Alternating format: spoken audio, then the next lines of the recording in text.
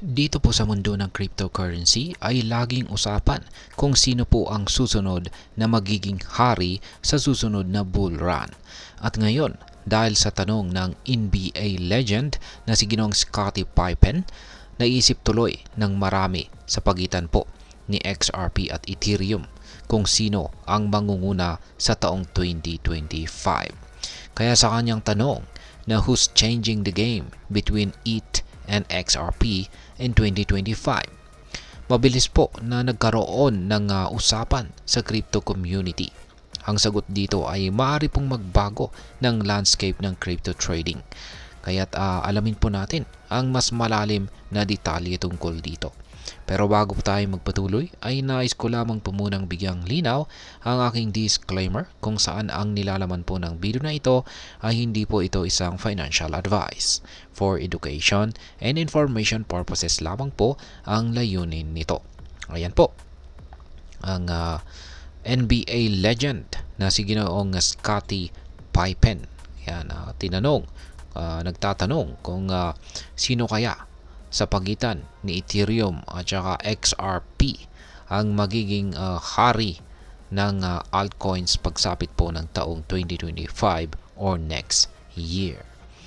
Yan, umpisahan po natin dito sa tanong kung ano po ang sinasabi ng crypto community. Yan, bilang isa sa pinakaaktibong community ay mabilis po na nagbigay ang mga taga-suporta ng XRP at Ethereum tungkol sa bagay na ito.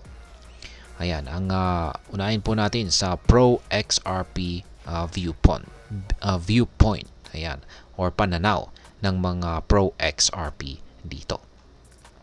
Ayan, ayon po sa mga loyalista ni XRP ay malaki po ang posibilidad na ito ang mangunguna dahil sa malalaking balitang napakalibot dito.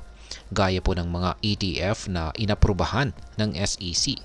Dagdag pa rito, ang presyo po ni XRP ay tumataas ng mabilis kumpara kay Ethereum nitong mga nakaraang buwan. Isang gumagamit po ng social media ang nagkomento na maraming nag-iwan kay Ethereum dahil hindi ito nakapagbigay ng malaking kita kamakailan.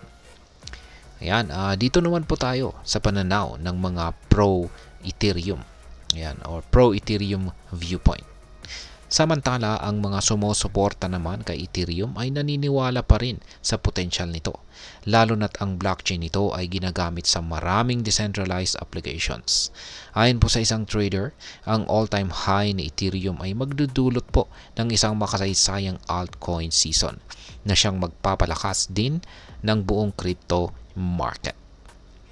Ayan, syempre kung may pro XRP, may pro Ethereum, syempre nandyan na rin yung mga neutral. Ayan. Or nasa kalagitnaan or pagitan ng dalawang panig. Kaya ang kanilang pananaw po naman po rito ay may mga nagsasabi na hindi dapat ikumpara ang dalawa dahil magkaiba po ang problema na tinutugunan nila. Si Ethereum ay kilala bilang isang smart contract platform habang si XRP naman ay nakatuon sa mga mabilis at murang transaction, particular po sa cross-border payment. Yan, pero yung usapan naman po natin dito is kung sino yung mas makakapagbigay ng malaking kita. Ayan, sa tingin ko yan naman po yung parang pinakatanong rito. Yan, hindi po sa kanilang use cases.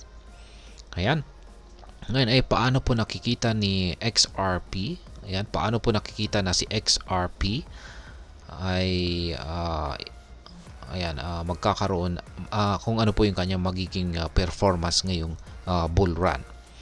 Yan, sa kasalukuyang performance po ni XRP ay marami ang naniniwala na maaaring pong labpasan nito si Ethereum pagdating sa market cap ngayong taong 2025. Sa nakaraang buwan ay tumalon po ang presyo ni XRP mula sa 0.49 hanggang $2.87. Isa po itong 296% na pagtaas sa loob lamang ng ilang linggo. Samantalang ang Ethereum naman ay nagkaroon ng mas mabagal na pagtaas mula po sa presyong $2,359 patungong $3,740 o 59% lamang. Ayon po kay Ginoong Ben Armstrong o mas kilala bilang Bitboy, sa XRP ay may posibilidad na umabot po sa presyo sa pagitan ng $16 hanggang $22, kung saan ay nangangailangan po ng halos 805% na pagtaas mula sa kasalukuyang presyo nito. Kung mangyari po ito, mabilis nitong maabot ang market cap ni Ethereum. Ngayon ay bakit naman po mahalaga ang usapin ng market cap? Kapag pinag-uusapan po ang market cap, ito po ang kabuuang halaga ng isang cryptocurrency base po sa presyo nito at dami ng circulating supply. Sa ngayon, si Ethereum ay malayo pa rin sa unahan kumpara kay XRP. Ngunit ang mabilis po na paglago ni XRP ay nagpapakita ng kakayahan nitong mag-close ng gap. Halimbawa kung maabot po ni XRP ang presyong $8.5, malapit na ang kabuuang market cap nito sa kasalukuyang halaga ni Ethereum. Ito po ang nagbibigay ng confidence or kumpiyansa sa mga eksperto na posibleng maganap po ang flippening, tinatawag na flippening o ang palitan ng ranking ng dalawang coin. Ngayon ay ano naman po ang maaring maging epekto nito para sa atin bilang mga Pinoy crypto traders o investor. Ayan, ang usaping ito ay isa pong mahalagang gabay kung paano po magplano ng ating portfolio.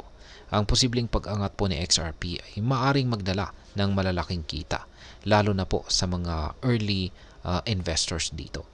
Sa murang presyo ni XRP kumpara sa kay Ethereum, mas abot kaya po ito para sa mga Pinoy na mas may limitadong kapital. Gayunpaman ay dapat din nating isaalang-alang ang paggamit kay Ethereum bilang foundation ng maraming DeFi projects. Kung mas pamilyar po tayo sa paggamit ng DeFi applications or NFT trading, maaaring manatiling mas kapaki-pakinabang si Ethereum para sa atin. Yan. Ngayon ay ano naman po ang aking masasabi tungkol dito?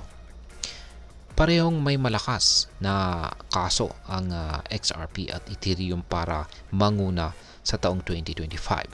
Sa XRP ay mabilis at mura na tamang-tama para sa mga malalaking transactions.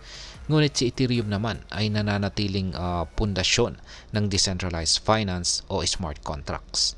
Bilang isang trader o investor, mahalaga pong maglaan ng oras sa research at alamin kung aling coin ang mas babagay sa ating financial goals. Kaya ang aking payo, diversify. Yan po ang aking pinakapayo rito. Hindi kailangan pong pumila lang ng isa.